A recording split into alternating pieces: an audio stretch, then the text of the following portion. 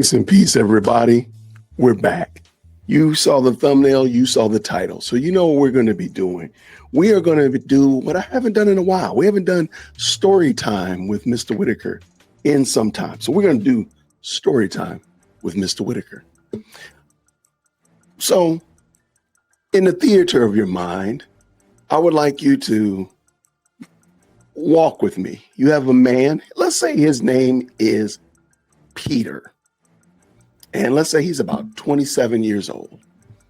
And he's got a homie, a friend, and her name is, shall we say, Sally. So we have Peter and Sally. They're relatively the same age. And Peter has this really big idea. He wants to start this big effort, this humongous effort that he thinks would be not only nationwide, but global, where young people can learn about politics. And Peter pitches the idea to Sally, and Sally says, man, this is phenomenal. And so Peter and Sally, they're running around town, then they're running around the region and state, then they're running around the United States, getting donations, getting people excited about this vision that they have to interact and engage with young people, help younger people understand these complex ideas in a way that will sway them to move in a certain way politically. And Peter and Sally are successful. They are really successful. They take this idea from a coffee table napkin idea to something that is really, dare I say, a force of nature. It is, people know it. People know about Peter. They know about what Peter is doing. Peter's doing events. You and Peter are working together with others, and you all are doing conferences and workshops and events where you're engaging with the young people and you're pushing young people to change their ideas and to think. And it becomes, very, very well known that this organization that Peter and you have been working on is really great. And people see you and Peter as a great work team, and you all are great teammates and everything like that. But Sally, in the back of her mind, she would love for Peter not to just be her teammate, but to be her mate and to be her husband. In the back of her mind, she would love to be married to Peter, because they work together, they understand their ins and outs and their little quirks and stuff like that. They've been around one another from hotels to airports, restaurants, conferences, donor meetings, and all this kind of stuff. And Sally just sees herself as, man, we make a great team in the business sense, but boy, we would make a better team as husband and wife. Well, Sally has this in her mind. And maybe she ruminates on it and she thinks about it a while. And in her mind, she really is solidified that this is going to be a reality. Peter is going to ask her to be his wife.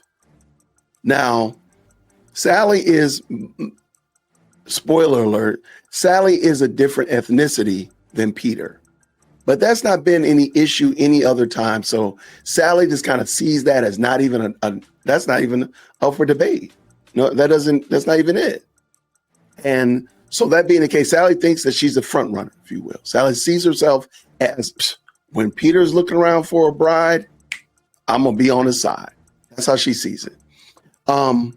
And so Sally, in her mind, she has kind of concocted this idea that Peter one day is going to reach out to her to be his wife. But something happens. One day, Peter meets another young lady, and let's call her Marsha. And Marsha is the same ethnicity as Peter. Okay. But there's a big difference between Marsha and Sally, and everybody can see it. Marsha is definitely much more, shall we say, easy on the eyes. She actually ran for a pageant at one time, and she actually was like representative of the state that she's from, and is a pageant queen. So she wasn't a slouch by any means or measures. And so Sally starts seeing herself in comparison to Marsha, and Sally realizes what everybody realizes. Peter is going to marry Marsha. He is head over heels about Marsha. I mean, she's a looker. Okay. She's easy on the eyes, but even more than that, their faith is blended together quite well. And their desire to grow a family, which is one of the things that Peter talks a lot about, like get married. I think he says something about, he liked to say, get married and have a lot of kids, more kids than you can afford. That was kind of one of his little catchphrases. So he can see himself marrying Marsha and having a whole bunch of kids and growing and raising a godly family. And Sally isn't really in the picture like that. And when you add to the last component, Marsha is really willing to be like that support staff wife that helped meet that, the Lord said in Genesis, whereas Sally is more like, running alongside, like she's competing, not completing. You get me? So Peter decides that he's going to start dating Marsha.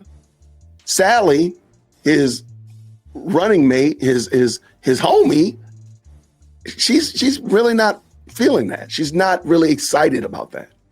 She's, and dare I say, even upset because Marsha has now stepped into the place that she should have been in. Marsha's going to reap the benefits of this wonderful organization that they've built that's now global, has sites and locations all around the world that you have helped Peter build. And now Marsha's going to be coupled with Peter. So there, I say she'll be the heir apparent to this organization. And you feel some kind of way. You're feeling some kind of way. Sally's feeling horrible about this. And so Sally decides that she's going to leave this organization to get away from the organization, because really deep down inside, Sally resents Marsha because Marsha took her place. Marsha took her place. And what Marsha and Peter have, they start having little people soon thereafter. Now, Sally finds herself a husband too, and Sally's having children as well. So she's not out there, she's found her man, her person, and she should be happy. She should be happy. You got a man and you got kids, you got a family, grow and raise your family. But always in the back of her mind, she's always looking across like, she got my man. She got what I should have. And the organization that Sally helped Peter kind of spearhead and start, it mushrooms. It is all over the place. It's doing great things left and right and center. The workshops that Peter does on college campuses sometimes have 3,000, 4,000, 5,000 kids there wanting to challenge and debate and talk about ideas.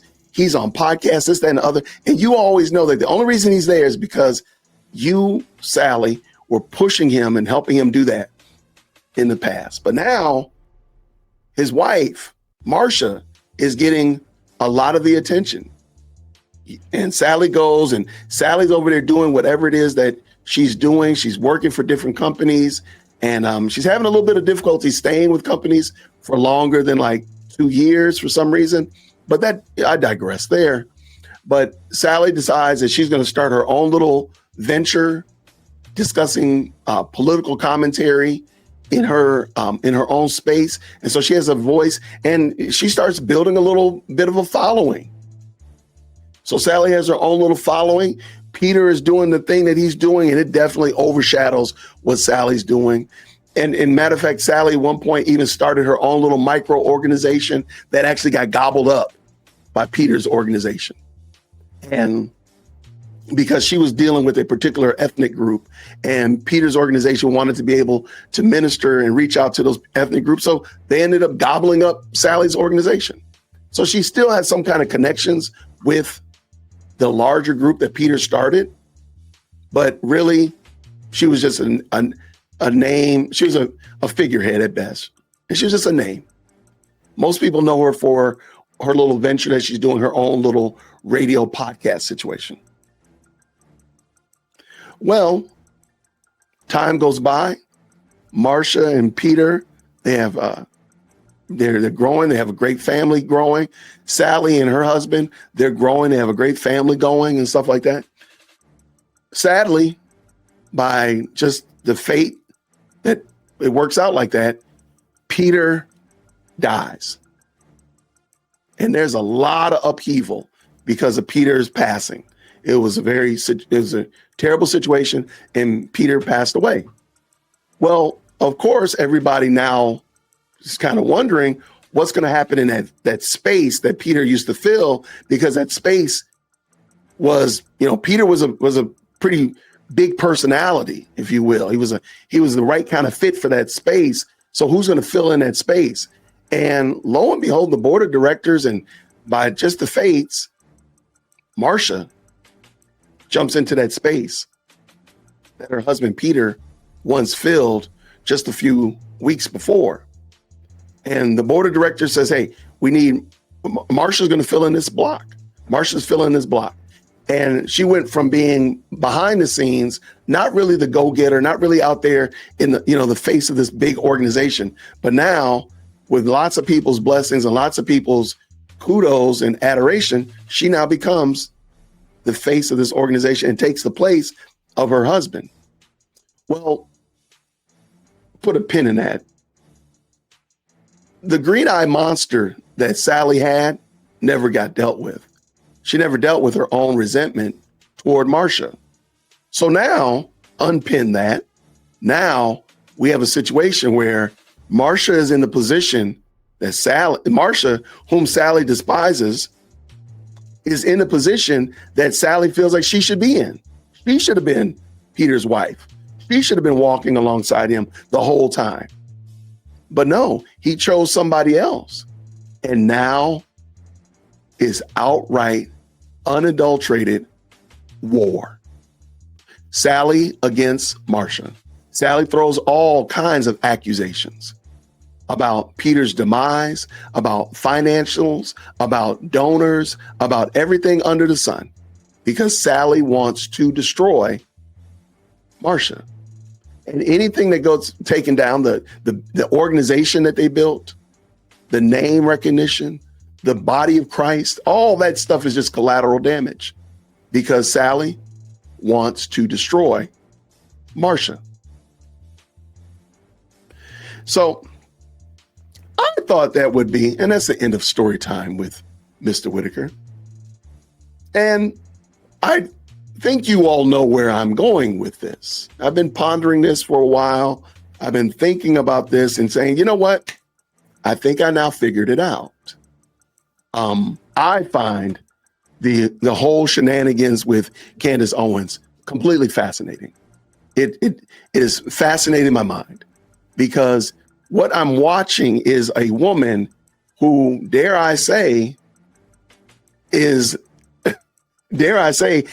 fan fictioned herself into a situation with Charlie Kirk, that she is now at war with the actual wife of Charlie Kirk, because in her mind, she should be the wife of Charlie Kirk. And in the live chat right now, there's several people. There's 83 folk in the best live chat on the internet. If you are a female, a woman, God bless you to be a woman, could you please just in the chat let me know, how would you feel if you were Sally? How would you feel if you were in this situation where you thought he was going to pick you? He was going to tap you to be this bride, only to pick somebody else that looks demonstratively different, dare I say, light years ahead of you in the physical, as well as the spiritual, as well as the mental state of being a wife. You can't compare. How would you feel if that were you? If you don't mind, tap in. Let me see. Oh, no, it's story time with Jason. My name is Jason, but I like story time with Nathan. I like that too.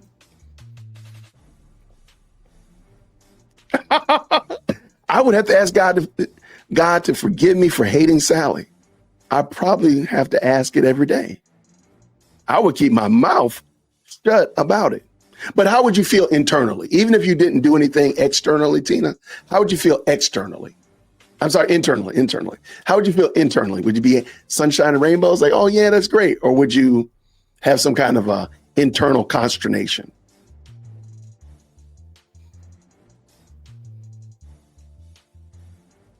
Well, thank you, Jennifer. I appreciate it. I wouldn't feel great at all. Thank you, band shirt. Good to see you. I haven't seen you in a while. Thank you so much. Well, thank you so much. I'm glad you like that.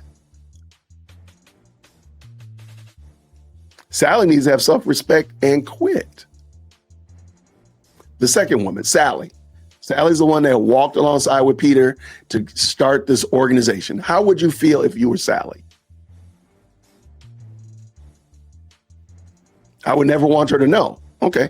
And again, I don't need you to go out there and put it out there in front of people, but what would be your internal constitution if you're like, this dude done married, that's supposed to be my, how would you feel? I would have gotten over like a mature adult. Now we're not going to have that conversation about, because you use some words in here that we don't use, like mature adult. It definitely would be a bummer, no doubt. So I would move on because I married somebody else. I agree. I don't think she did, though. I'm a woman, and I can see the hatred, anger, and jealousy, and therefore the need to seek revenge. Yikes. Thank you so much. Who done it? I appreciate it. I might be jealous, but I wouldn't attack and make accusations like that. Now, hear what I'm saying. I want to start with how you would be internally. Like, here's an example. If you were Sally and you knew that Marsha was sick, would you be able to pray for Marsha without any kind of issue? Or would you just do like the headache prayer, God bless her, and keep it moving? Or would you really, really pray for Marsha? That's what I'm saying. That's what I'm trying to get to. That's what I'm trying to dig down into. Because I think that's what we're watching. Every day when we tap in, I just literally finished a video about her and it hit me. I think we're watching a woman that in her mind had created a narrative that doesn't really exist. And when the cold bucket of reality hit her, AKA Charlie Kirk married Erica, it really it never went away. That's my thought. And I'm going to give you another example. I'm going to explain a little bit more why I believe that there's a high level of this issue between Candace and Erica and where I think that ultimately goes. Oh, thank you so much. That's a great point.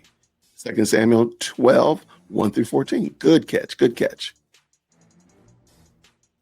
Yeah, if you put yourself in Sally's mindset, I think it is not the craziest thing in the world. I would not waste my energy and be grateful for the life God gave me. That is the right response. I don't think that she's making that response, though. Well, let me just back it up. We don't have any evidence that she is doing that. Did you notice that I've been doing a search? I've not seen a picture of Erica Kirk and Candace Owens together. Now, I might be wrong, and I'm sure somebody's going to send me a picture, dearwokec@gmail.com. But I've never seen a picture of them together. Never. I did not see Candace Owens at the Kirk wedding. Just something, again, just something to theorize, just throwing it out there. And again, if somebody sends me a picture and they're like, dude, she was right there, then I will gladly eat crow. I'm not going to eat my hat, but I will eat crow and say I was wrong.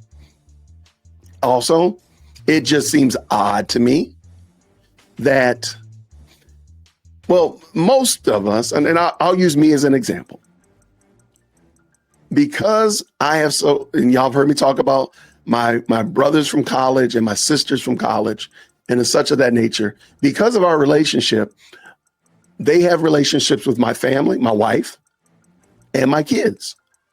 So when my wife took us on a cruise for my 50th birthday, all of my brothers came with me and their wives.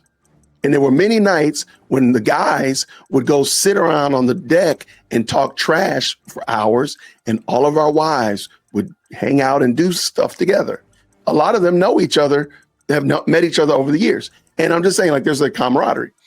Well, some of them, we're each other's children's godparents. I'm Craig's godparents, I'm Eric's godparents, and it's such of that nature. How, and these are what I would consider my really good friends, right? Why is Charlie Kirk and Erica Kirk not any of Candace Owens' kids' godparents? And vice versa. Why is Candace Owens and her husband not Charlie Kirk's or Erica Kirk's children's godparents? It would seem like that, being the fact that she made a big case that they were the best friends on the block, right?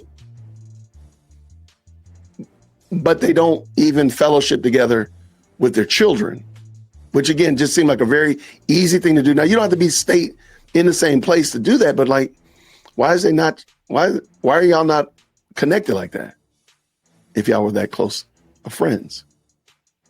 It just seems weird.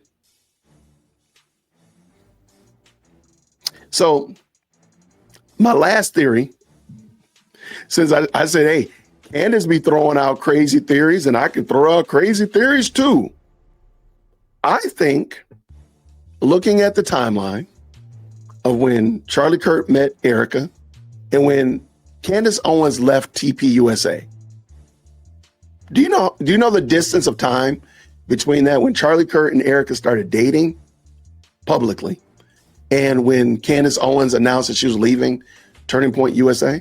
Does anybody know the amount of time? You want to put in the chat how much time passed between those two events? Anybody want to take a stab?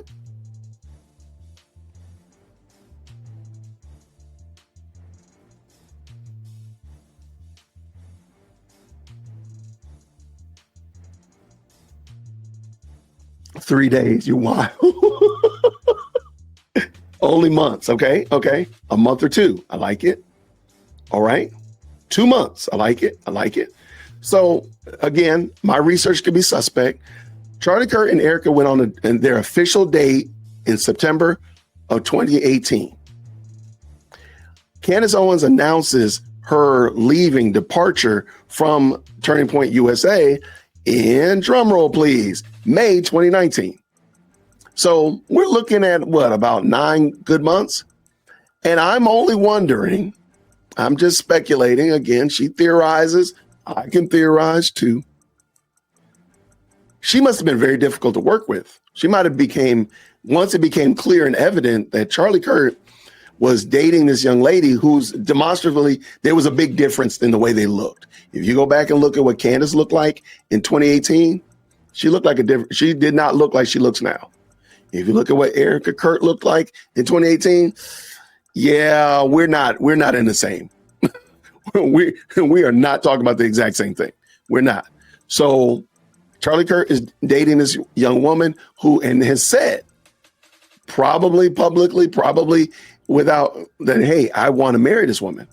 So Candace is probably looking like, dang, I thought I was going to be somewhere in this mix, but no, you're not.